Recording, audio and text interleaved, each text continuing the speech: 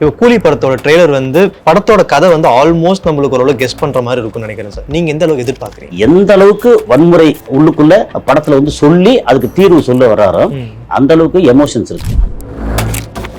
ஒரு வயலன்ஸோட சேர்த்து எமோஷன் இருக்குல்ல, அதோட அளவு வந்து இன்னும் கொஞ்சம் அதிகமா. மணிரத்னம் வந்து தளபதியில இன்னும் ஒரு படி மேலே ஏற்றி காமிச்சார் இல்லையா, இவருக்கு இப்படிலாம் நடிக்க வருமா, வேற ஒரு டைமென்ஷன்ல காட்டியிருந்தேன். பேர்பட்ட ஒரு நடிகனை திரும்ப வந்து திரைக்கு வந்து பெரிய அளவு எமோஷன்ஸோட கொண்டு வர்றது நல்ல படமா வரும்னு நான் நம்புறேங்க. நான் ஒரு ரஜினிகாந்துக்காக தமிழ், மலையாளம், தெலுங்கு, கன்னடம் ஓவர்சீஸ்ல எங்கெல்லாம் இருக்காங்களோ, நீங்க அமெரிக்கால பாத்தீங்கன்னா தெலுங்கு நிறைய இருக்காங்க, தமிழர்கள் இருக்காங்க, எல்லா இடத்துலயும் ஃப்ரெண்ட்ஸ் இருக்காங்க. அப்ப அவங்க புக் பண்ணத்தான் செய்வாங்க. இது வந்து நம்ம வந்து ஆச்சரியப்படுறதுக்கு ஒண்ணுமே இல்லை. ஒண்ணுமே புக்கிங் நடக்கல அப்படி சொன்னு வச்சுங்களேன், அப்ப ஆச்சரியப்படலாம். ஏன் புக்கிங் ஆகலாம் கேட்கலாம். உண்மையிலே பார்க்கும்போது கூலி படம் 1000 கோடி கலெக்ட் பண்ணுமா? இந்த ட்ரக், மாஃபியா, எமோஷன் இந்த மூணையும் சேர்த்து வரும்போது 1000 கோடிங்கிறதுக்கு வந்து பெரிய அளவுக்கு இது வாய்ப்பு இருக்கிறதா கருதுறேன். அக்கார்ட் மீடியா நேயர்களுக்கு வணக்கம். நான் உங்க சுஷீந்திரன். இன்னைக்கு நம்ம கூட இருக்க ஸ்பெஷல் கெஸ்ட் சினிமா அனாலிசிஸ்ட் கசாலி அவர்கள். வணக்கம் சார். வணக்கம் சுஷீந்திரன். எப்படி இருக்கீங்க? நல்லா இருக்கு சுஷீந்திரன். இப்போ கூலி படத்தோட ட்ரெய்லர் வந்து ஆகஸ்ட் 2ஆம் தேதி வந்து வரப்போகுதுன்னு சொல்லிட்டாங்க. ஸோ ட்ரெய்லர் வந்ததுக்கு அப்புறமா வந்து படத்தோட கதை வந்து ஆல்மோஸ்ட் நம்மளுக்கு ஓரளவு கெஸ் பண்ற மாதிரி இருக்கும்னு நினைக்கிறேன் சார். நீங்க எந்த அளவுக்கு எதிர்பார்க்குறீங்க? கதை வந்து இப்போ ட்ரெய்லர் வரக்கு முன்னாடியே கெஸ் பண்ணிடலாங்க. ஓகே. அவரோட மெயின் இது யூஎஸ்பி என்ன வச்சிருக்காருன்னா, தவறான விஷயம் மக்கள் வந்து பயன்படுத்தக்கூடாது, ஒரு ட்ரக் பயன்படுத்தக்கூடாது, வன்முறை கூடாது, இந்த மாதிரிங்கிறதுக்கு வன்முறை சொல்லித்தான். நீங்க வந்து சத்தம் போடாதுன்னு சொல்றது சைலன்ஸ் அப்படின்னு சொல்லி சத்தம் போட்டு தான் பேச வேண்டியிருக்கு அப்படிங்கிறதான் அவரோட கோட்பாடு. ஆனா இந்த படத்துல வந்து என்ன வித்தியாசமா இருக்குன்னு அவர் சொன்னது நான் நம்புறேன்.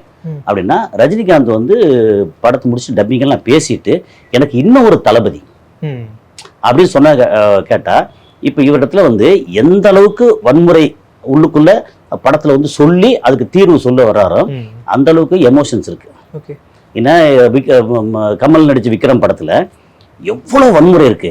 ஆனா ஒரு குழந்தை, அந்த குழந்தை வந்து சத்தம் ஆகாது அப்படிங்கிறத எத்தனை இடத்துல எமோஷன்ஸ் எல்லாம் கொண்டு போய் சேர்த்திருப்பாரு. ஓகே. அப்ப அந்த இடத்துல வந்து அவருக்கு எமோஷன்ஸ் நல்லா வருது. அந்த இதோட ஒரு வயலன்ஸோட சேர்த்து எமோஷன் இருக்குல்ல, அது நல்லா வருது. அதோட அளவு வந்து இன்னும் கொஞ்சம் அதிகமா. ரஜினிகாந்த் வேற மாதிரி பார்த்துட்டு இருந்ததுல ஒரு மணிரத்னம் வந்து தளபதியில இன்னும் ஒரு படி மேலே ஏற்றி காமிச்சார் இல்லையா, இவருக்கு இப்படிலாம் நடிக்க வருமா அப்படின்னு. நல்ல பெரிய நடிகர்.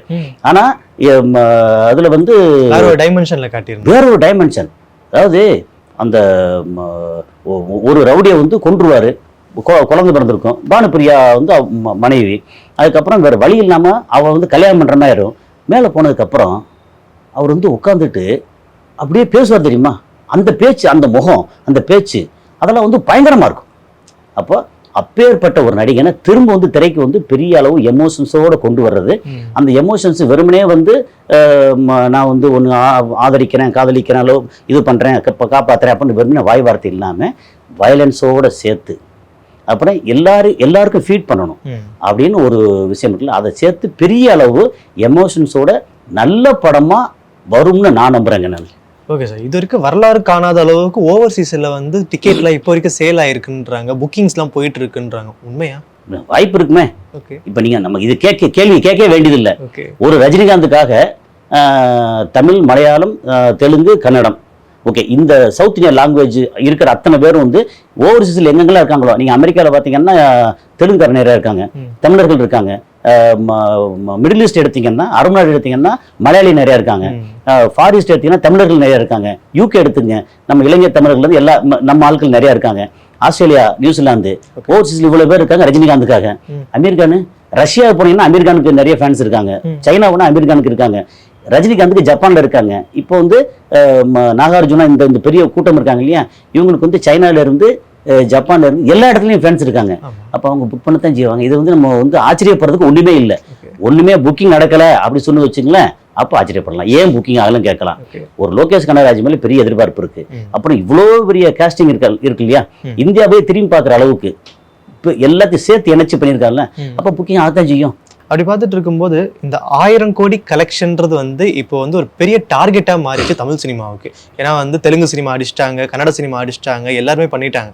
பட் தமிழ் சினிமா மேல வந்து ஒரு பெரிய இண்டஸ்ட்ரியா இருந்தாலும் இன்னும் 1000 கோடி கலெக்ட் பண்ணலன்ற அந்த ஏக்கமும் அந்த ஒரு ஆதங்கமும் இருக்குன்னு சொல்லலாம்.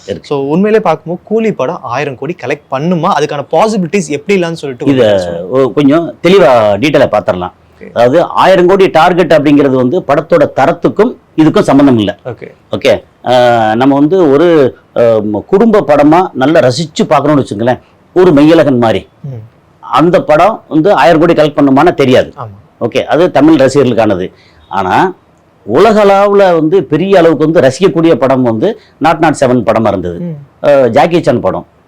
இப்போ இந்த அளவுக்கு, அதாவது எப்படின்னா ஒரு மாதிரி கொஞ்சம் கேஷுவலாகவும் கமர்ஷியலாகவும் ஹியூமர் எல்லாம் சேர்ந்து மிக்ஸ் ஆன ஒரு படமா இருந்தால் எல்லா இடத்துக்கும் போய் சேரும். இன்னைக்கு நம்ம கலாச்சாரம், தமிழ் கலாச்சாரம் வந்து பக்கத்தில் இருக்க கர்நாடகத்திலேயோ அல்லது தெலுங்குலயோ வந்து கொஞ்சம் வேறுபடும். அவங்க வேஷ்டி கட்டுறதே வேற மாதிரி தெலுங்குல கட்டுவோம், நம்ம வேற மாதிரி கட்டுவோம். உதாரணத்துக்கு கல்ச்சர் வேற மாதிரி இருக்கும். நார்த் இந்தியா போனா அது இன்னும் சுத்தம். ஆனா துப்பாக்கியோ கத்தியோ அன்போ வன்முறையோ உலக அளவில் எல்லாம் ஒண்ணுதான். நீங்க வந்து அவதார படம் எடுத்தீங்கன்னா கூட அதுலயும் வந்து அந்த நெருக்கடி, அப்புறம் அவங்கள காப்பாத்துறது அப்படிங்கிற அந்த எமோஷன்ஸ் தான் அந்த இதுல ரொம்ப பெருசா இருந்துச்சு. டைட்டானிக் எடுத்துங்க, அதுலயும் அப்படித்தான் வந்துச்சு. அதனால உலக அளவுல எமோஷன்ஸோட சேர்த்து வயலன்ஸ் இருக்குல்ல, அது காமன். இப்போ KGF வந்து 1 and 2 வந்து எப்படி பெருசா கலெக்ட் ஆச்சு, அதுல வந்து ஹீரோயிசம், அப்புறம் பயங்கரமான ஒரு பிரம்மாண்டம். அதை பார்க்கும்போது அந்த படம் வந்து உலக அளவுல வந்து பாராட்டக்கூடிய படமா தான் இருந்துச்சு. அதனால ஓடிச்சு. அதே மாதிரி நீங்க பாகுபலி எடுத்தீங்கன்னா நமக்கு வந்து கிளாடியேட்டர் பார்க்கும்போதோ அல்லது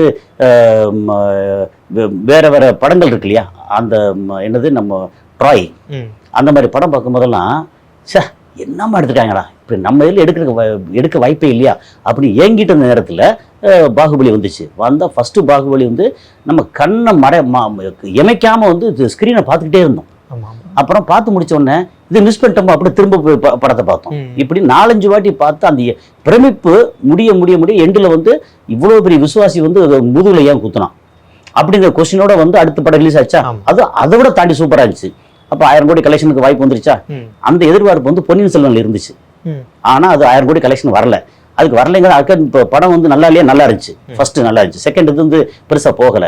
என்னன்னா இந்த கதை வந்து ஓவராலா தமிழ்நாடோட முடங்கிருச்சு இந்த கதை. ஆனா பாகுபலி அப்படி இல்லை. இங்க நம்ம இந்தியா வச்சு பேஸ் பண்ணி இருந்தாலும் எல்லாருக்கும் வந்து காமனா இருந்த மாதிரி எல்லாம் போய் சேர்ந்துச்சு. இது அப்படி போய் சேரல, அவ்வளவுதான். இப்ப இந்த கூலி படத்தை எடுத்துக்கோமே. கூலி படம் வந்து தமிழ்நாட்டில் கலெக்ஷன் என்ன ஆகும்னு யோசிப்போம். படம் வந்து நல்லா ஓடும்.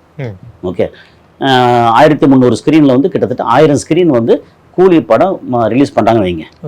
ஓகே, 200 சீட்ல இருந்து 700-800 சீட் வரைக்கும் ஆவரேஜா இருக்கு. ஒரு 400 சீட் ஆவரேஜ் ஒரு இதுக்கு வச்சுக்கோமே.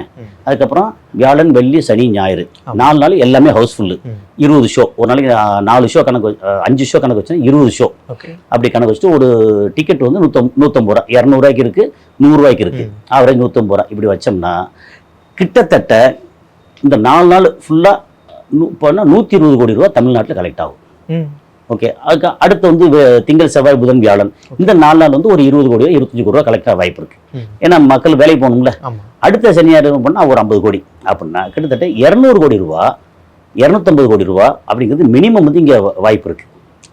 ஓகே, அமரன் வந்து எமோஷனாக போச்சு, அது பெரிய உலகளவில் பெருசாக கலெக்ட் ஆச்சு. நான் சொல்ல தமிழ்நாடு மட்டும் ஒரு 250 கோடி ரூபா. இதில் வந்து ரசிகர்கள் வந்து எக்கச்சக்கம் 1000 2000 கொடுத்து வாங்காம இந்த மாதிரி இதை மட்டும் கணக்கு பண்ணோம்னா இவ்வளோ இருக்கு. இப்போ இந்திய அளவில் பார்த்தீங்கன்னா இப்போ தமிழ்நாட்டில் வந்து 3000 3300 3500 ஸ்கிரீன் இருக்கு. இந்திய அளவில் பார்த்தீங்கன்னா 11000 ஸ்கிரீன் நினைக்கிறேன், 10500 11000 ஸ்கிரீன்.